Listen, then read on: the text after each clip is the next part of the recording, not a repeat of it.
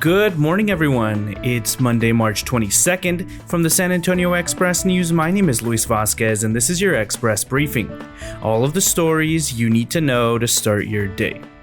You can expect a high of 74 degrees under mostly cloudy skies in San Antonio today.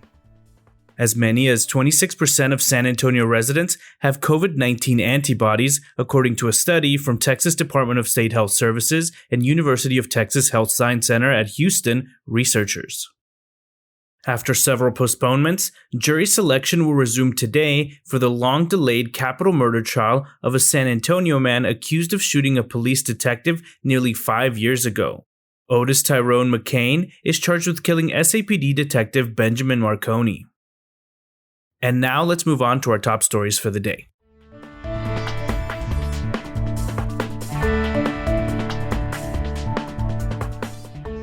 COVID has been tough on all relationships. Spending months cooped up together in the house has strained even the best of marriages, and it's led to a heartbreaking realization for many all over the world. Our dogs are nowhere near the angels we thought they were. Just as with our spouses, spending more than a year confined at home with our dogs has taught us more than we'll ever need to know about the secret life of our pets. And oh boy, do we want the mystery back in that relationship. Most veterinarians, trainers, and dog walkers say they've seen an uptick in complaints about unexplained doggy doings such as excessive barking, jumping on people, chewing, and licking. We have some tips to solve some common canine problems over at expressnews.com. You may or may not believe a polar shift, extreme continental drift, or government gun confiscation is imminent. But it turns out that worrying about obscure viruses on the other side of the globe isn't so crazy. Neither is fearing that, under the right conditions, elections in even a mature democracy can be as fragile as butterfly wings. And whatever your feelings about climate change, sustained winter weather in Texas is something that needs to be acknowledged. If the prepping movement is about acknowledging that disasters or emergencies are constant, so it just makes good sense to be prepared, Texas's leaders might be ready to take a page or two. Eric Dexheimer has more in his latest article. With the northern spring arriving, the pandemic easing, and President Joe Biden vowing to be more humane than his predecessor, migrants have begun flocking to the U.S. border by the thousands again. While the Biden administration officials struggle with their messaging, calling the latest spike a challenge but rejecting the term crisis, U.S. immigration agents continue quickly turning back the vast majority of undocumented migrants as soon as they enter, officials say. Still, thousands of teenagers migrating alone and adults with very young children are being processed and released to relatives and other sponsors in the United States. Crisis or not, the surge of migrants has created what most everyone agrees is a chaotic crush. An Air Force panel has recommended that a senior non-commissioned officer convicted last summer at Joint Base San Antonio Randolph of a sex crime be allowed to stay in the service, which has infuriated the woman he assaulted and victims' rights advocates. Brigadier General Carolyn Miller, who commands JBSA and the 502nd Air Base Wing, has not yet made a decision on Senior Master Sergeant Jeremy M. Zier, but he could appeal her ruling, and Acting Air Force Secretary John Roth or his successor ultimately might decide the matter. The victim in the case, Staff Sergeant Cambria Lynn Ferguson, said she learned of the Administrative Discharge Board's recommendation via a Zoom call and found it hard to accept that those she serves with in the Air Force look at a registered sex offender and think, good enough. Sig Christensen has the story over at expressnews.com.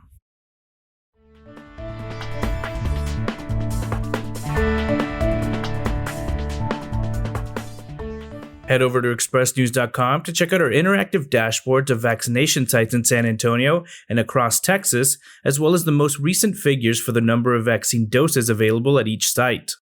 Supply levels change rapidly, and most vaccine providers require you join a wait list to receive a dose, so always contact the location before showing up. Next up are your need-to-know headlines. You can find all of these headlines and more inside of your Express News subscription.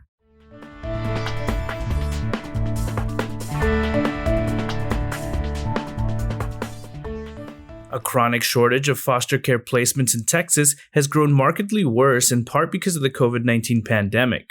One side of the crisis, In growing numbers, children are having to sleep in offices of the Texas Department of Family and Protective Services because appropriate placements cannot be found.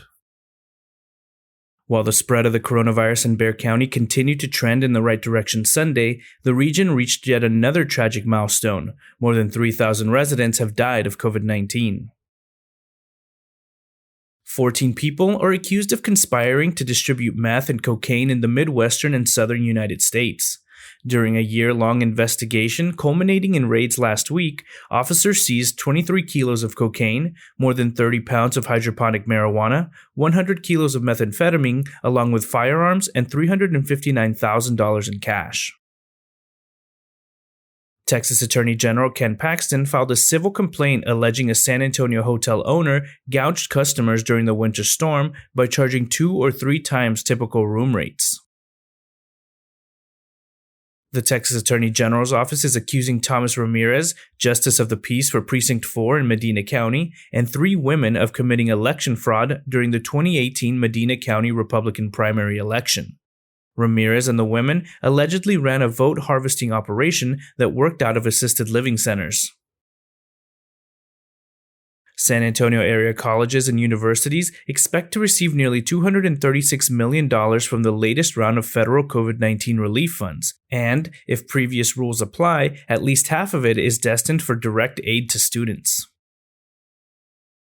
San Antonio has grown used to contentious mayoral campaigns.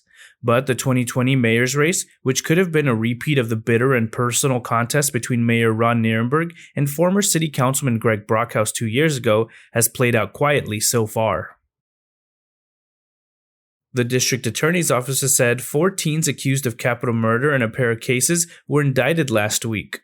The cases were among nearly 250 felony indictments returned last week by 2 Bexar County grand juries. Shares of Rackspace Technology surged Friday after a regulatory finding touched off speculation that the San Antonio cloud computing company could be an acquisition target. Local civil rights and community organizations protested Saturday what they say is the city and San Antonio housing authorities' continuing lack of accountability for the needless suffering caused by the winter storm at SAHA properties. The San Antonio Police Officers Association drew a crowd of more than 200 at a rally Sunday against Proposition B on the May 1st ballot, which would roll back local police officers' right to bargain collectively. The San Antonio Food Bank distributed more than $160 million in food from March 2020 through February, feeding 625,000 people. About 39% of those people had never been to the food bank before. Anti-Asian sentiment is on the rise. Professor Katsuo Nikoshawa Chavez takes it personally. Hear from the Associate Professor of Political Science at Trinity University and others in the latest from columnist Elaine Ayala. Gilbert Garcia writes, quote, "Any serious discussion of anti-Asian bigotry had to address the fact that former President Donald Trump routinely threw out nicknames such as Kung Flu and China virus for the pandemic. U.S. Representative Chip Roy somehow found a way to include a fond remembrance of lynching in his statement about discrimination." A mere 56 years after the Voting Rights Act became the crowning achievement of the civil rights movement, those rights are under attack, writes Kerry Clack. You can read his latest opinion piece over at expressnews.com. As reams of anti-voting legislation are filed in Georgia and other Republican-led state houses, Texas Republicans have reminded everyone they are second to none in being reactionary and in their sycophancy to the toxicity and lies of election fraud, writes the Express News editorial board.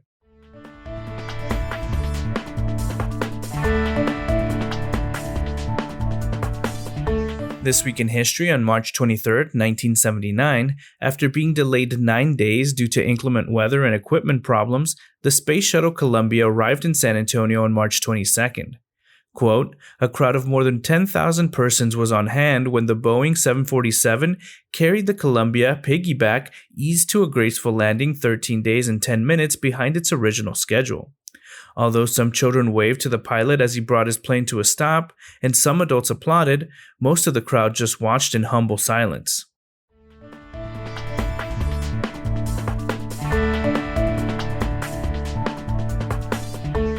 NaLyssa Smith's transformation into college basketball superstar took root 2 years ago. Saddled in a supporting role on Baylor's 2019 national championship team, headed by a pair of All-Americans, Kalani Brown and Lauren Cox, Smith took notes. Smith, a 6'2" junior power forward, has implemented that knowledge this season, in which he has landed spots on the Associated Press and ESPN's All-American first teams. In addition, Smith was named the Big 12 Player of the Year and the Big 12 Tournament's Most Outstanding Player. You can read more about her rise to stardom over at expressnews.com.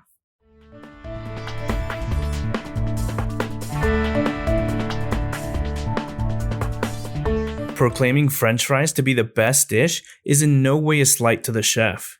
It's just a worthy honor for the kimchi fries with chicken, eel sauce, and spicy mayo.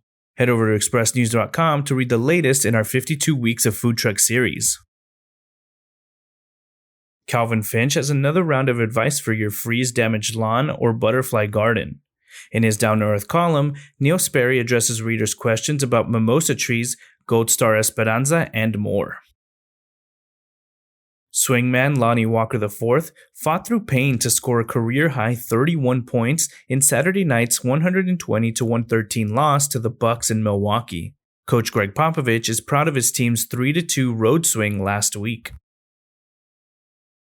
A little more than 3 years after his initial diagnosis rattled the Texas community, Andrew Jones made his NCAA tournament debut.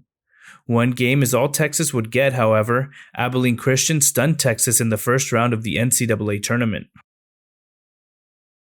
The NCAA says it's actively working to make improvements after players and coaches voiced concerns about the treatment they received compared to the men's teams. The women's NCAA tournament bubble is taking COVID safety seriously. Take a look at all the protocols teams go through before taking the court over at expressnews.com.